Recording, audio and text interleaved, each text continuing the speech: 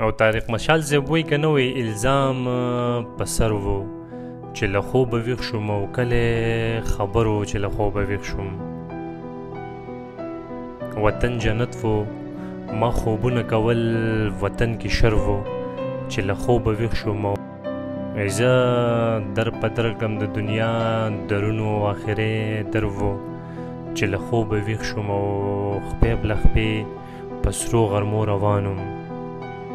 سرتور مې سر و چې له خوبه ویښ شوم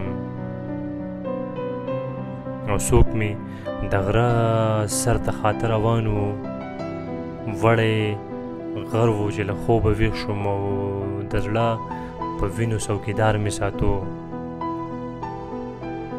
کور مې کنډر و چې له خوبه ویښ شوم او دا حال د خدای کرم ګڼمه شاله د خدای نظر و چې له خوبه ویښ شوم.